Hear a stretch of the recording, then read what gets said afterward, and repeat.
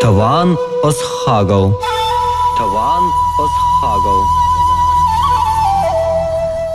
Ырывахательне пултыр таваны мырзем чаваш еннаци радиовень тюре эфиринче самантра таван асхагал каларам. Ибир паянда хамырын чаваш халахини историне терле енчен терле ракурсран ужимлатса барат бар. Иртинче азылдереди пиримбатра ханара Михаил Григорьевич Кондратьев полноче вылбирень чаваш патшал гуманитариуслых есени институчень теп наукащения искусствоведения небеща он бекех искусствоведения тухтаря профессор.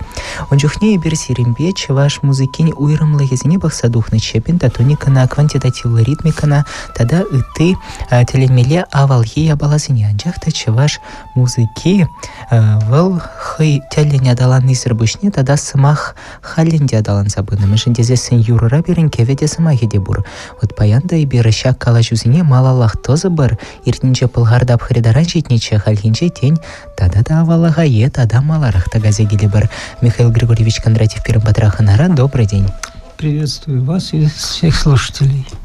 Михаил Григорьевич, на прошлой передаче мы с вами обсудили пентатонику, обсудили квантитативность, какие-то действительно архаичные черты чувашской традиционной музыки.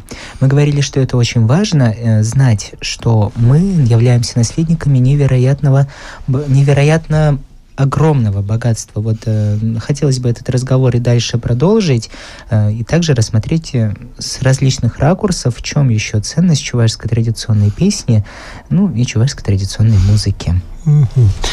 Да, ценность, конечно, не измеряется только этими свойствами, но ведь у нас разговор начался с того, какой могла быть музыка в эпоху Булгарии волжской, то есть 500 лет тому назад, или даже 800 лет. Вот. И вот эти признаки, пентатоника, квантитативная ритмика, они не возникли в эпоху Болгарии. Они как раз свойства народной музыки, которые насквозь прошли тысячелетия, и в эпоху Болгарии подтверждено, венгерскими исследователями подтверждено, что да, венгры восприняли именно эти свойства от чувашей. Кстати, о ритме они почти не говорили, но все равно образцы вот такой синкопированной жесткой ритмики, характерной для венгерской старинной музыки, там, вот окончание, это все они отмечали. Вот. Но это действительно не все свойства, о которых можно говорить. Очень такой большой пласт информации дает сюжетосложение, поэтика. Ведь смотрите, очень характерная вещь, которая, видимо, в эпоху Булгарии сложилась, это преобладание песни, обрядовой песни в фольклоре, именно у чувашей. Мы до сих пор, вот весь 20 век, уже студенты музыкального училища очень много ездили, записывали свадебные, гостевые, разные обрядовые весенние, осенние, земледельческие. Вот скотоводческих у нас уже меньше, почти нет. В то время как, вот монгольские песни смотришь, так там сплошное скотоводчество. Вот. Там вот у казахов то, что связано с другой цивилизацией, это у чувашей ушло. Так же, как ушла эпическая сюжетность. По-моему, в прошлый раз я даже затронул немножко. Исчезли большие эпические музыкальные сказания. А зато обрядовые, короткие, краткосюжетные песни, они, можно сказать, расцвели. И это даже немножко серьезно смущало исследователей. Как-то обычно рассуждали, говорили, у нас не только короткие, там, 4-строчные песни есть, значит, у нас есть песни строфы в 5 строк, 6, 7, 8 и так далее. Сироткин писал и другие специалисты по чувашской народной поэзии. Между прочим, это не только у чувашей, у татар точно такие же интонации, как бы смущающиеся. Но у татар зато есть баиты, очень развитая такая форма, но это не эпические сказания, но это повествовательные песни о женской доле, о каких-то событиях. У нас тоже есть, и, кстати, чуваши Татарстана пеет, называют. Ну, это примерно то же самое. Ну, это арабские бейты, еще были двустишие такие. То есть такая форма таких повествовательных песен была. Но самое главное, у нас все-таки 4-стиховые, 4-строчные песни. Ну и опять смущаясь, немного говорили, у нас преобладают песни типа частушек. Ну, с чем еще можно сравнить? Не с былинами же и не с протяжными русскими песнями, которые вокруг существуют в культуре. Вот. Но меня как раз, когда я начал в этом разбираться, очень сильно смущало. Ну, что такое? Причем тут частушки? Когда в обрядовых песнях вовсе не плясовые сюжеты, не хлесткие такие эффектные выступления, сатиры с юмором, с спором, значит, столкновением характеров, как вот мы знаем соревнования частушечников, мастеров. Да, у нас есть так называемая форма. Она веселая, и там, кстати, есть и очень неплохие образцы, все. Но когда мы знаем, скажем, Алрангами и Баем, тоже 4-строчный. Причем тут частушка. Частушка – это, между прочим, даже знаменитый Флоренский о частушках писал статью. Он сказал, частушка – это рябь на поверхности глубокого водоема. То есть на поверхности есть и рябь, но водоем глубокий в русской культуре. Вот. Ну, поэтому я как раз пришел к необходимости, где же глубина. И вот эту глубину я нашел, пожалуй, не первым я открыл это, в восточной афористической поэзии. Первым в регионе у нас заговорил мариец Ким Васин был такой. Недавно его столетие марийцы отмечали. Я не знаю, они на это обращают внимание или нет, но именно он сказал, что у марийцев в 20 веке появились песни раздумья, философского содержания. Это влияние наших южных соседей, татар обычно называют. Чуваши как-то так меньше замечают. Вот.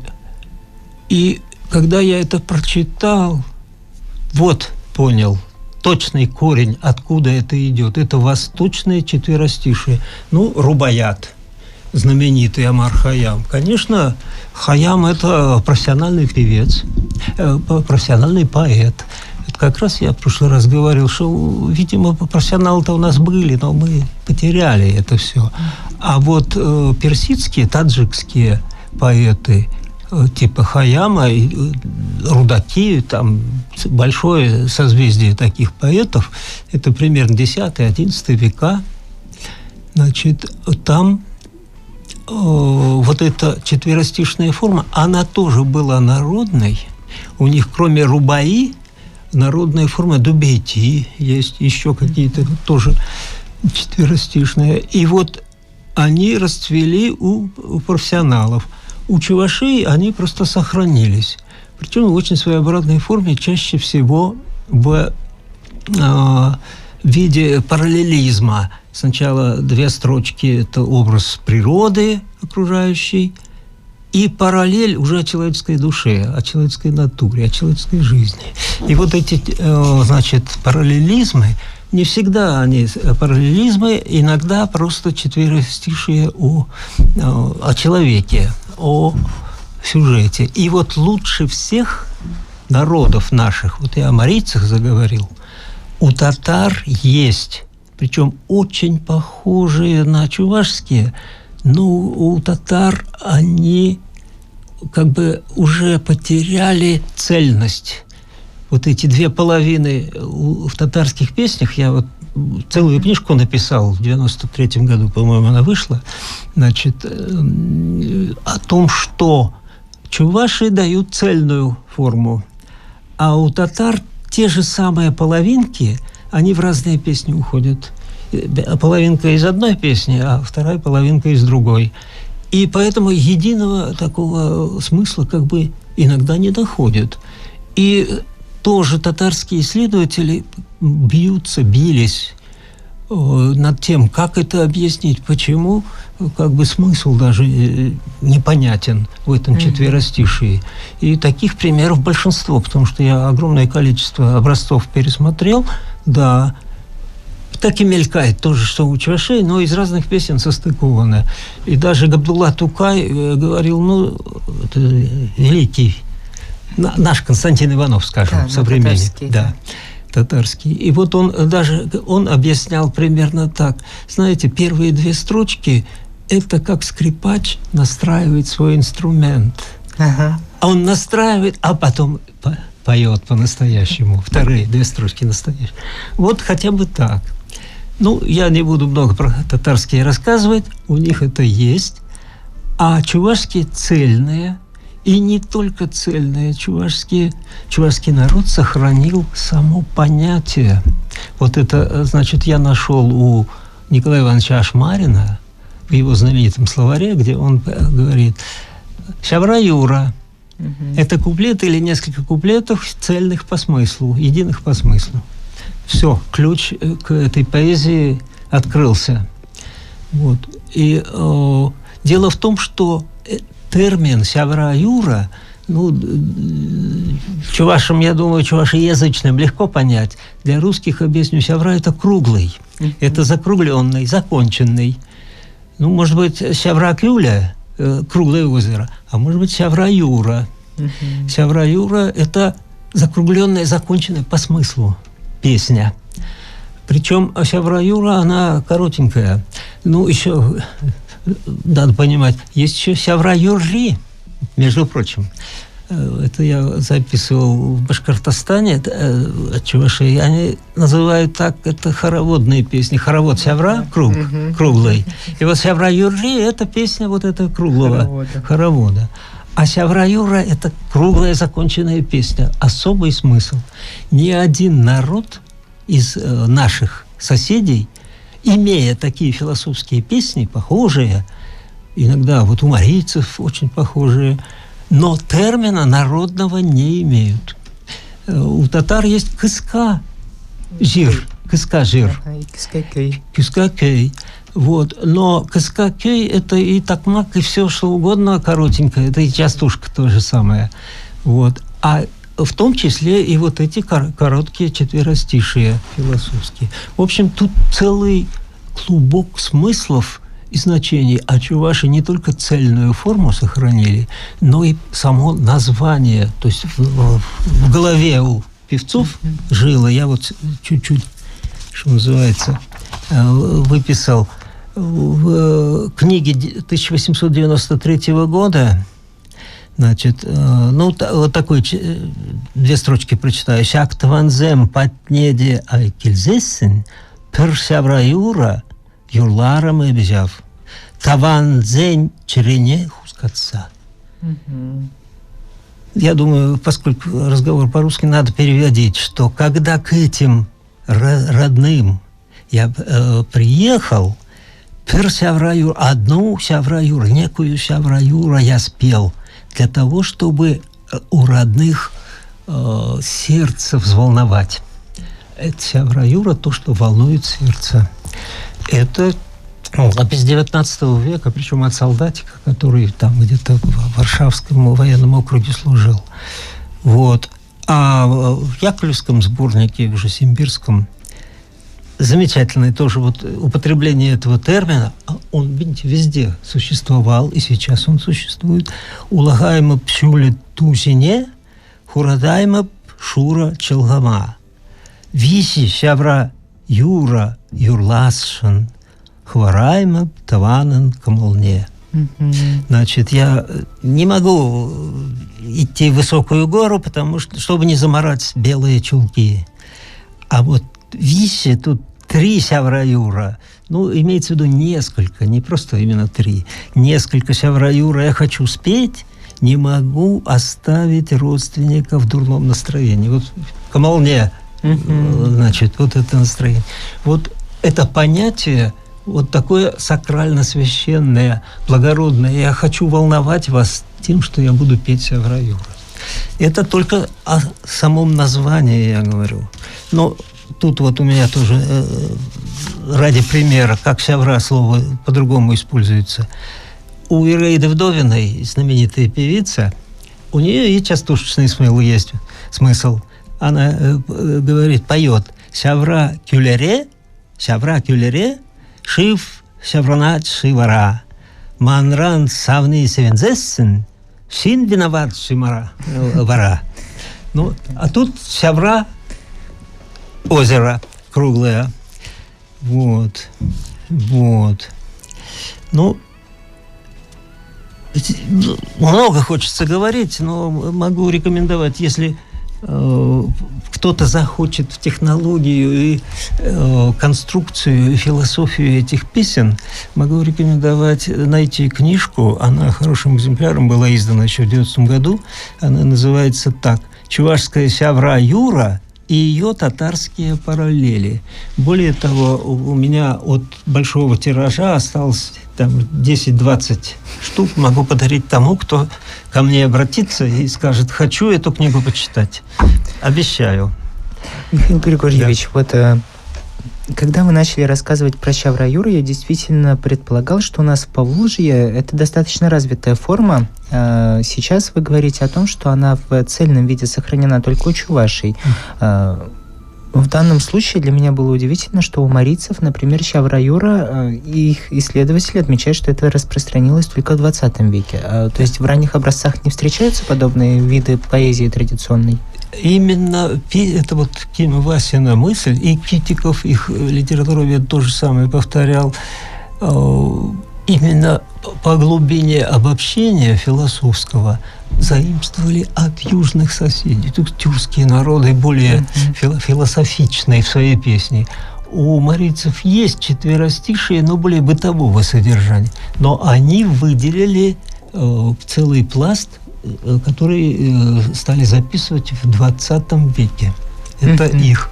Вот сейчас новые издания марийских песен. Есть такая Наталья Мушкина, работает, нового поколения исследователь. Она уже издала 2 тома, по-моему, горно-марийских песен с нотами. Вот. У меня, кстати, есть эта книга. Вот вы полистайте, там вот все это тоже найдете. Но она как раз на историю эту меньше обращает внимание, но она говорит, что есть такие песни. Выделяет их не так много. У чувашей это основной пласт, поскольку обрядовые песни основные, то и песен таких, я бы сказал, 1000. То есть четверостишей таких много тысяч. Ну, как-то знаменитое хузангаевское, по-моему, высказывание: знаете ли вы народ такой, у которого 100 000 слов, 100 000 вышивок, 100 000 песен. Вот. И вот эти 100 000 песен, они и есть. И имеются в виду, конечно, те, которые наиболее ценные. И в основном это они и есть те самые сявра-юра. Михаил Григорьевич, если мы говорим про традицию вообще такого стихосложения, да, когда говорим про сявра-юры чувашские и так далее, если мы говорим о том, что это сильная традиция, то значит у нее есть какие-то определенные формы, наверное, стихосложения, традиции, как это все выстраивается. Подобные формы стихосложения, они встречаются только у чувашей или, например, у татар по тому же принципу все выстраивается у соседних народов? Сейчас надо все-таки понять, это не стихотворение, это песни. И песенные тексты. И, соответственно, это музыкальная структура определяет структуру стиха. То есть все в музыку. В этом как раз свойство именно обрядовой песни, которая даже иногда не столько зависит от того, о чем там говорится, хотя, конечно, смысл к обряду прикладывается, к ситуации прикладывается, а о том, как интонируется это. Ну, упрощенно говоря, вот гимны. Есть древние гимны земледельцев, там, кого угодно, и есть государственный гимн. Что такое государственный гимн? Обычно где-то в библиотеках выставляется текст вот «Союз нерушимый, республика». Я спрашиваю, или чувашский текст, как у нас там первая строчка? Шурхитинче в Да, Сюркитинде. И вот текст выставляется, я говорю, а где же музыка? Только после вот такого напоминания ставят музыку. Почему? Потому что музыку можно просто оркестром исполнить, и это будет гимн. А стихи эти, вот Сюркитинде, Варан Начух, еще неизвестно, узнаешь или нет, что это гимн. Вот, потому что гимн – это музыка. Интересно. Просто вот есть такие нюансы, на которые надо обращать внимание. Вот. И вот эти гимны музыкальные, это, собственно, обряды это гимны и есть. В основном они торжественные, ведь когда там старики начинают чего-то. Вот. И гимнические ритмы как раз квантитативно очень интересны, потому что вот та же Алран-Гайми такую структуру имеет та-дам, та-дам, то есть 2 и 5. Та-да, та-дам, значит, 2 и 7.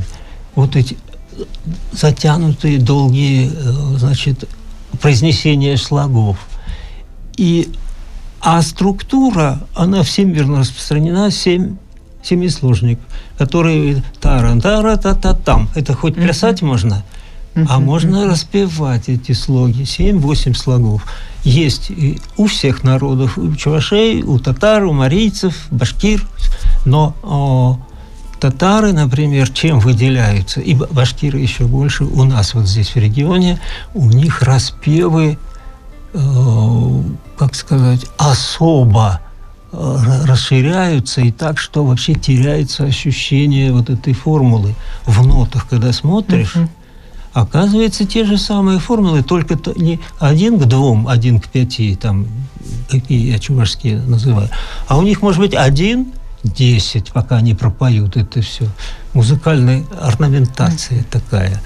Вот. Но все равно это 7 слогов в основе. Вторая форма у нас 10-11 слоговая, это многосложник. То есть это тоже, это, кстати, очень тюркская форма. У казахов есть она, у татар, у башкир и у чувашей. У нас, они так, вот у меня двухтомник когда-то вышел, «Песни низовых чувашей». Это было тоже открытие, потому что низовые чуваши мало были представлены в публикациях. Вот песни Гаврила Федорова, они все 7-8-слоговые. А вот эти восточные, значит, южные чуваши, низовые, а на 3, они больше вот эту тюркскую форму используют, 10-11 слогов. И там определенные структуры музыкальные. Ну, а слова туда, что называется, в эти структуры вкладываются. Это вот 2 основные формы чувашской и татарской песни. И есть 3, она более, видимо, современная, 5-6 слогов. Вот. Но она, видимо, более современная, поэтому обрядовых песен таких нет. Вот. Но вот можно, значит, спеть. Ну, сейчас не буду подбирать примеры. В всяком случае, у нас 3 таких формы, где по слогам строчки различаются, а уже то, что вы говорите о стихосложении,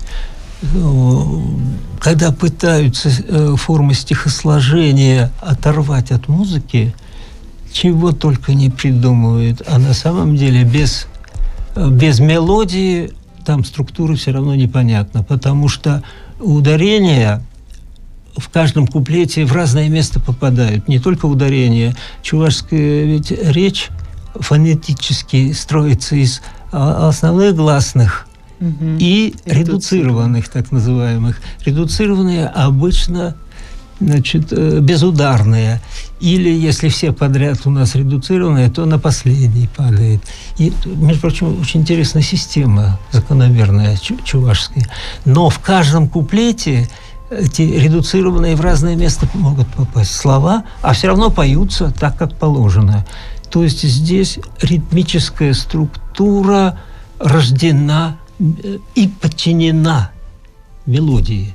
Вот это надо понимать. И вот особенно в хоровом искусстве, когда хор поет, мне общаться приходится с дирижерами очень хорошо. Они это все объясняют исполнителям, что хоть это и безударный слог, но его надо петь так, как он попадает вот как раз на более долгую, более, значит, более акцентированную, что ли, звук. Это, так сказать, такое тонкое очень свойство, которое только хорошие исполнители преодолевают. Но народные исполнители легко. Они это по природе поют. Так, Михаил Григорьевич, тут Эллада Даниловна напоминает нам, что нужно сделать коротенький перерыв. Щам бадак из кедах тавдуват продатван марзем калач вам малалах тазабарха. Таван осхагал. Таван осхагал. Тусем галажева малалах тазат паразал дерить приберем батраха на рабанче ваш подшала гуманитарию слохизен институчень искусствоведение небе теп наука исчения щаван пикех искусствоведение слохизен доктор это профессор Михаил Григорьевич Кондратьев и берче ваш музыки Пергей Калажатпар.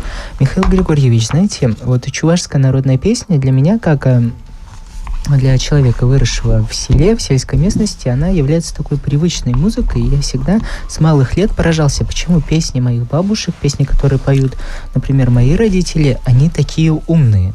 Вот, учитывая, что народ, по большому счету, вот это искусство развивало в сельской местности, да, в пространстве, где нет особых возможностей обучиться, выражает потрясающе умные философские мысли, которые заставляют тебя задуматься, заставляют тебя искать, почему именно такое сравнение, почему оно настолько уместно. Там ведь бывают такие моменты, например, сравнить девушку, которая выходит замуж, с рыбой. Если смотреть с точки зрения фольклора, да, с точки зрения мифологии, то здесь как будто бы и обыгрывание обряда, перехода и прочее, и все это высказывается в 4 словах. То есть не просто рыбу они взяли, подставили, а подставили ее, потому что она уместна в данном случае, максимально правильно подобрана. И для меня это всегда было поразительно, как народ с крестьянским бытом жизни, с крестьянским укладом жизни смог развить вот такую философию. Что вы думаете об этом? Вы знаете, это, конечно, земледельцы, но это не значит, что приземленное сознание. Вот, оно ковыряются на земле, а потом, когда наступает момент празднования урожая, Бог дал, надо это отметить, воздать, значит, благодарность богам и природе. Вот. И что самое ценное при этом? Вот я буквально 4 строчки приведу пример. Самое ценное, оказывается, пение. Пение. И об этом много раз поют. Впервые, по-моему, Степан Максимов, вот он издавал книги, сделал раздел «Песни о песне». Он обращал внимание, что много. Так вот, среди этих песен, вот смотрите, какая глубочайшая мысль. «Кунда юрламаннеде шта юрлас». Юратна тванземде шагында. Юри келдемде эп юрлама. Юлем тада килепха каласма. Понимаете как? Вот когда мы собрались, вот где же петь, как не здесь? Я специально пришел попеть. А вот потом приду поболтать, вот по племе каласма поговорить. Я специально приехал, чтобы с вами посидеть, попеть. Вот. А вот что значит петь? Это как раз те самые глубокие мысли. Когда уже на празднике мы собрались, мы поем вот эти сявра юразем, пирык сявра. Юрли, сявра юра, юрлассон, вот как в другой песне говорится. И вот таких песен, если посмотреть, сейчас скажу, например, какие строчки. У вас строчка Юрий Гильдем Юрлама, это настолько она известная. Она буквально в каждой ведь песне встречается, гостевой особенно. Вот строчка «Юрла, юрла, иснизем и лемле». Значит, вот эти застолья иснизем с пениями красивые, прекрасные. Вот. И Юрий Гильдем Юрлама нарочно я, и чтобы попеть, к вам пришел. Вот. Кстати, вот в этих песнях иногда такие фразы попадаются. Насколько я чувствую, я как-то опубликовал вот эту строчку «Таваном зем, сюнадом зем» из песни. И она как-то пошла, даже на обложку какой-то книги вышла. Потому что в песнях такая концентрация вот той самой мудрости. Значит, и вот в книге 100 строф, 100 Шавра Юра, 9 разделов, и среди них, наверное, половина о песне. Но о жизни. Что еще, значит, нам придется испытать? Менкурасы пуржига. Вот когда, значит, вот мы живем, и что предстоит, это вот, что предстоит нам испытать в жизни, это мысль, которая сквозит в душе у человека. Вот они умные, эти песни откуда? Потому что люди понимают, что жизнь не бесконечна, и жизнь дважды не приходит. Такая строчка тоже есть. Вот. И я вот эту книжку Шавра Юра в конце в самом поставил 100-й номер. Мне очень нравится, потому что я ее слышал, я ее сам записывал где-то, по-моему, в Шебрушинском районе. Югать, югом жив, югать малалла.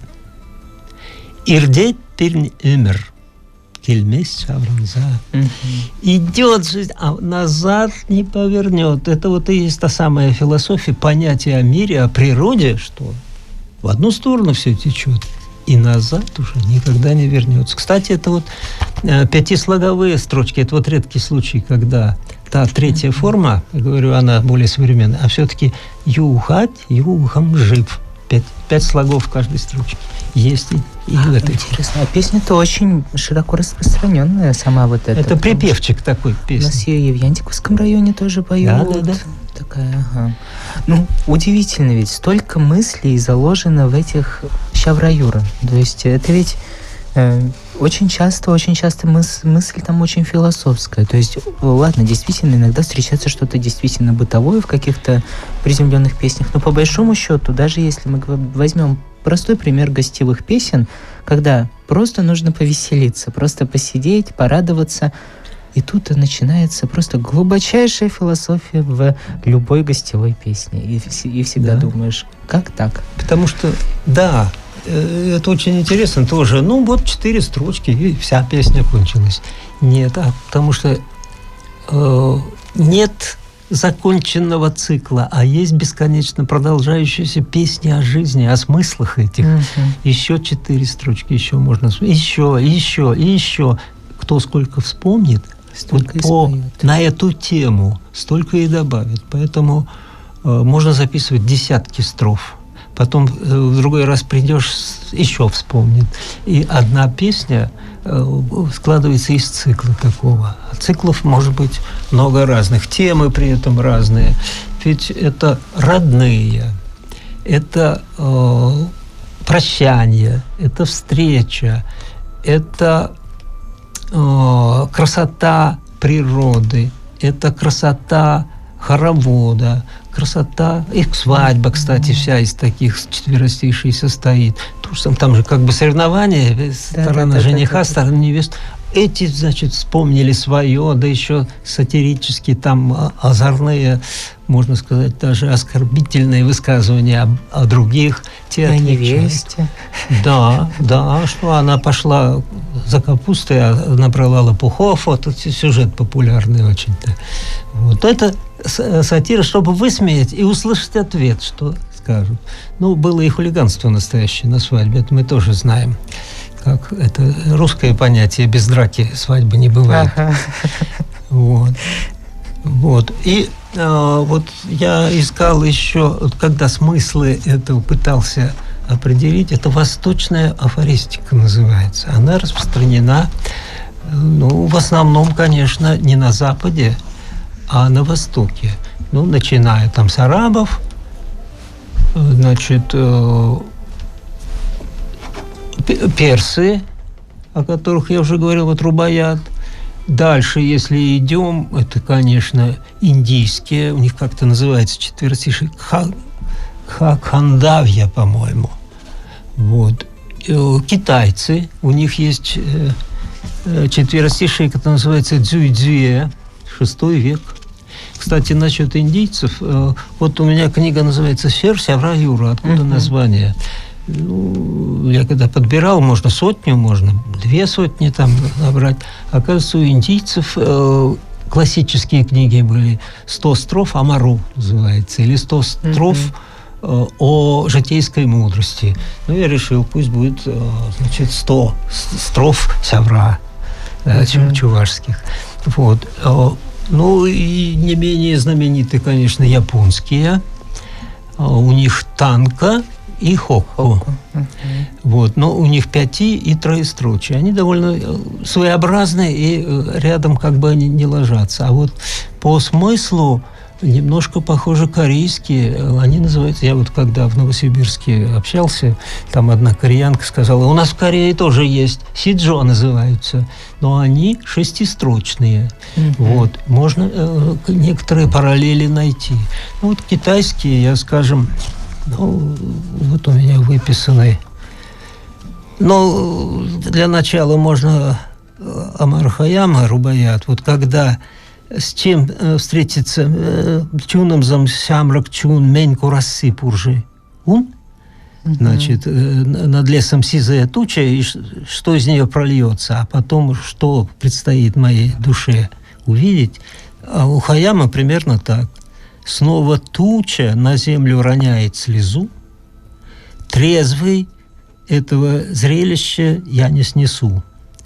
Нынче мы на траве развались, отдыхаем, завтра будем лежать под травой внизу. Это редкий случай, между прочим, у Хайяма, когда у него параллелизм такой же, 2 строчки и 2. Значит, туча роняет слезу, и вот зрелище такое.